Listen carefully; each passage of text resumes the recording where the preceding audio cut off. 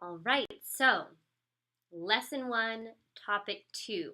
We're now going to discuss what we call the properties of limits, which is really just a fancy mathematical way of saying what are we allowed to do with limits anyway, like how do they behave mathematically? And so that's what we want to talk about in this topic video. So to make that a little easier, this chart actually exists already in your book, but I thought I'd pull it up. I borrowed from a website that had it already online, so we can talk about it here.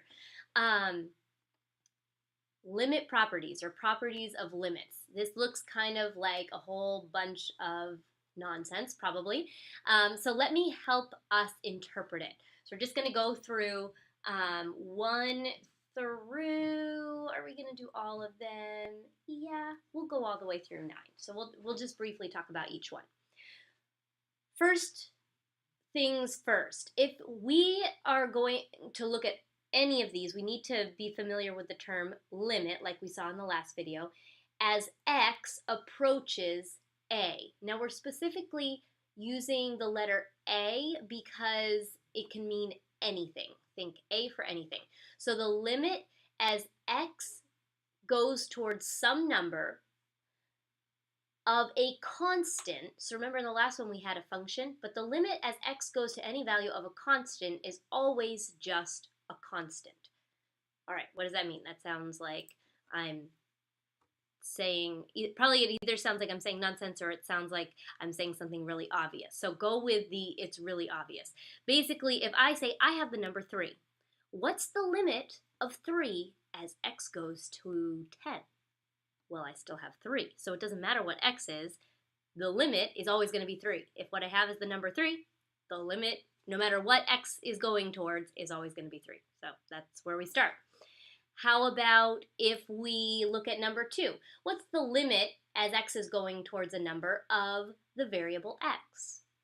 Well, the limit as x goes towards a of x is a. So if x is heading towards a number, and we're trying to find the limit of x is heading towards whatever it's heading towards. If x is approaching 2, the limit of x as x approaches 2 is 2. The limit as x approaches 3 of x is 3. The limit as x approaches 10 of x is 10. So that should also kind of fall into the category of seeming pretty obvious. In other words, you're just plugging in a into x, kind of like an equation, like a typical plug in the value into the equation. So far so good. Just kind of looking at functions the way we normally do. Number 3, it says the limit as x approaches a of 2 different functions. So let's say we had f and we have g. In the last one we were talking about f of x and we gave it a name. We said it was sine of x over x. Here f of x could be any function. G of x could be any other function. If I want to find the limit of each of these 2 that are added together, I can just find the solution by looking at them both separately. So in other words, it doesn't matter how many functions I add together, we can still take the limit separately of each one.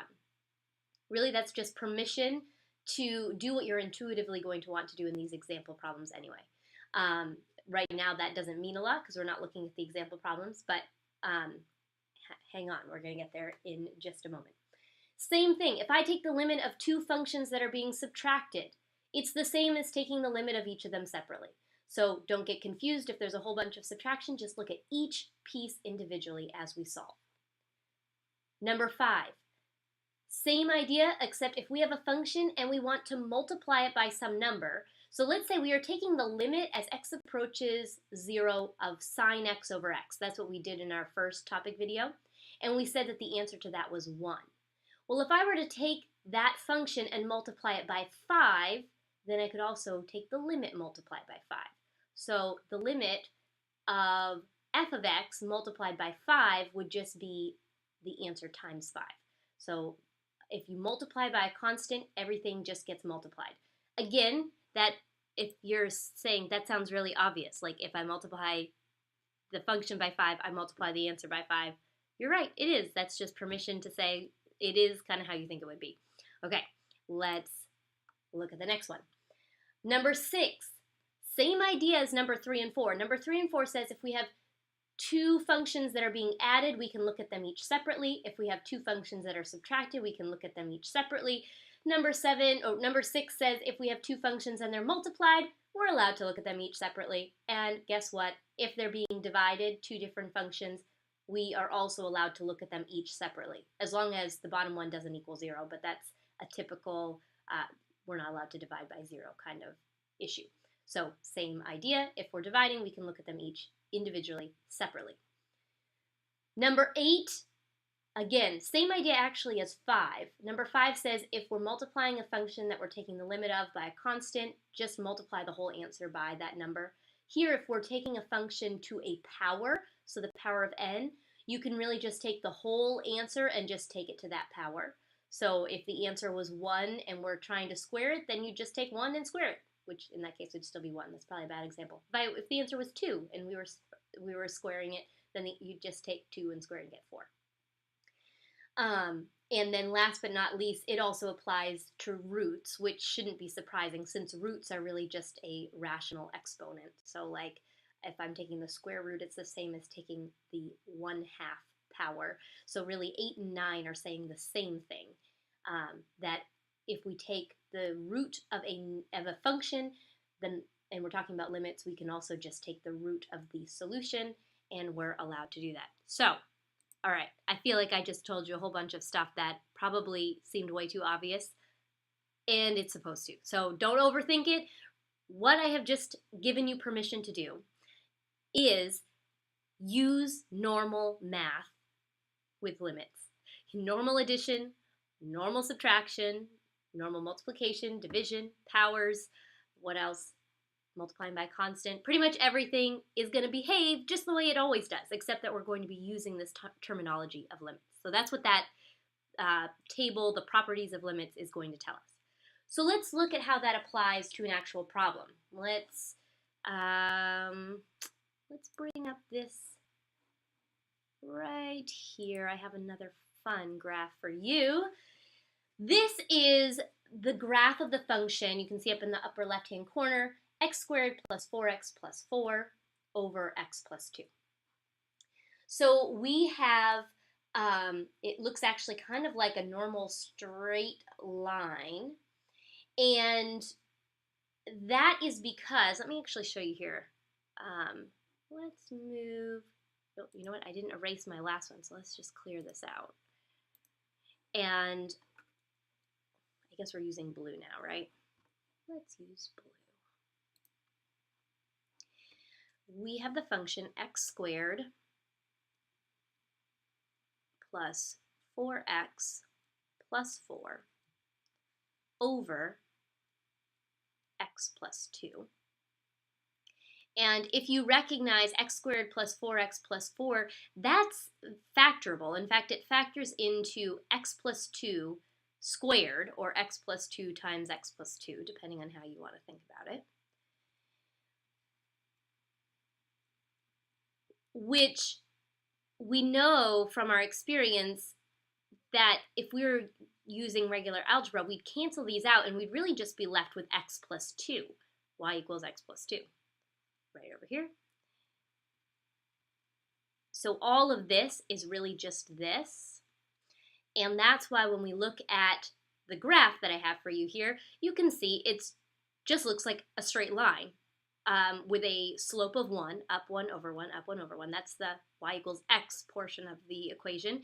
Plus 2 is giving us this nice little intersection here at 2. Here, I'll put my arrow here so you can see. So up 1 over 1, up 1 over 1, and a y-intercept of 2. So that's why we basically have the equation y equals x plus 2. We'll get to in a little while why it's important that I wrote it in this form and not in the other form. So let's say that I was trying to find not just this function, but I was trying to find the limit as x approaches, let's just say 2 of this whole function. What is the limit of the graph as x is approaching 2? Now we know from our by looking through the table, that the limit is really just plugging in the value of x, right? Like, so we said the limit as x approaches any number of just x would be just plugging in a, right? Plugging in the number that is approaching. So in this case, we have the limit as x is approaching 2. So all we have to do is just plug in 2 into the equation to find out what it's approaching. So that would be 2 squared plus 4 times 2 plus 4 over 2 plus 2.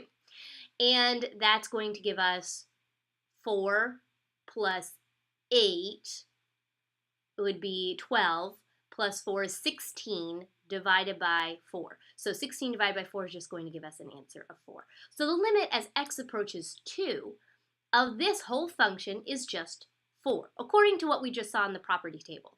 If you were wondering what the property table was telling us, this is what it was telling us, that you can just plug that number in and get an answer out. Pretty simple, right? Just basic, pretty much algebra 1, actually, we're going back to in this statement. Now, what does that mean? What does it look like on our graph? Well, it means that as the graph is approaching a value of x equals 2, here's x equals 2, right? The function is approaching 4, right? As the graph is approaching 2, or as x is approaching 2, the graph is approaching 4. So there's your point right there, 2, 4.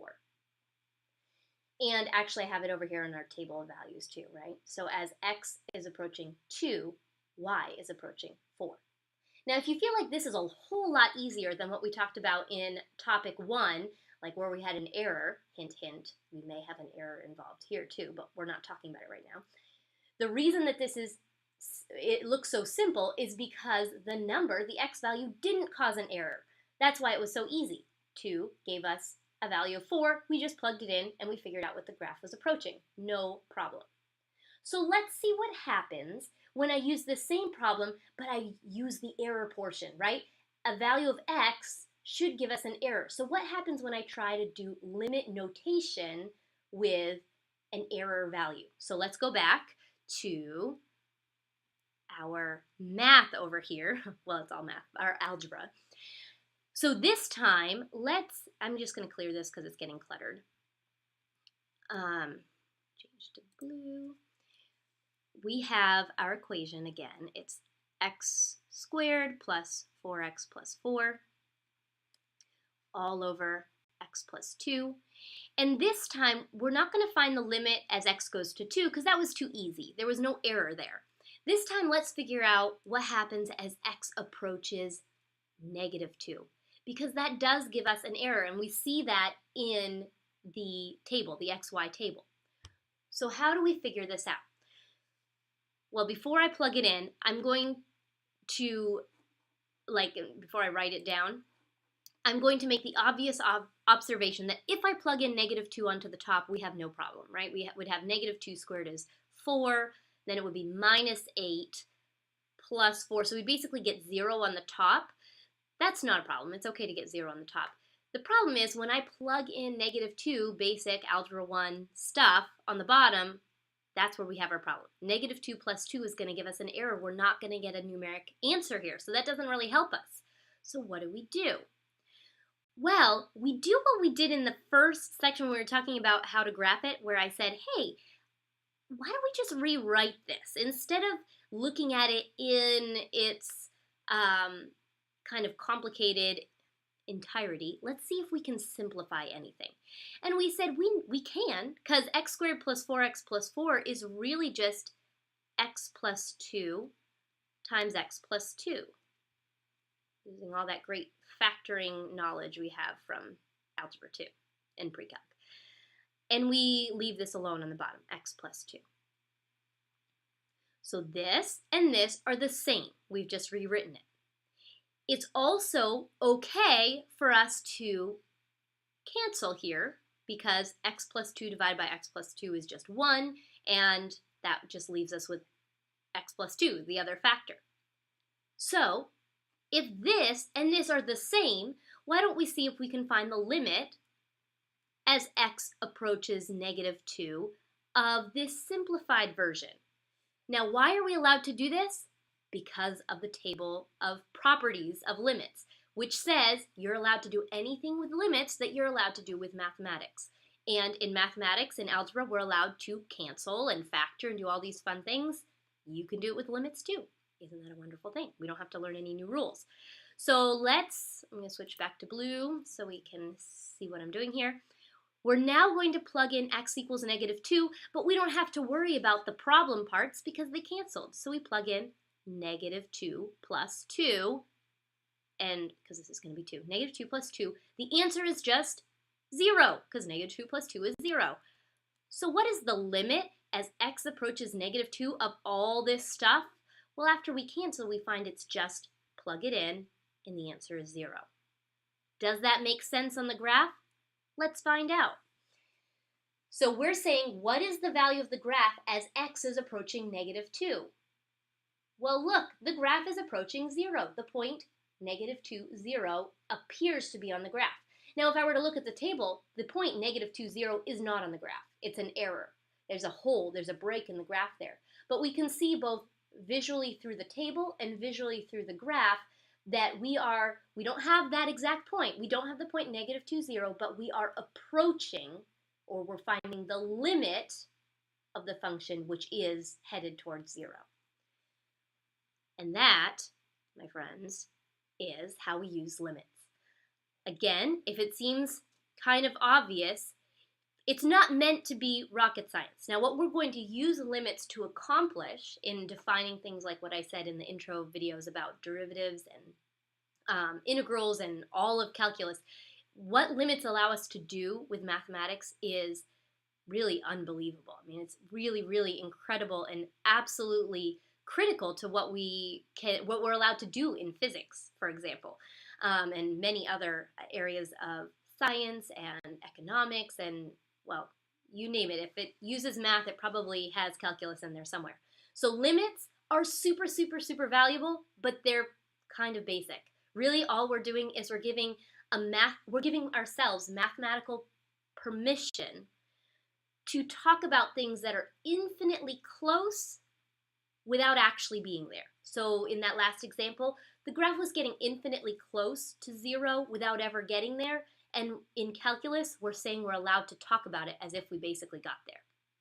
If that makes sense. This is going to make more sense as we use it more and more, but I will leave you with that deep thought to ponder, and I will see you in lesson 2.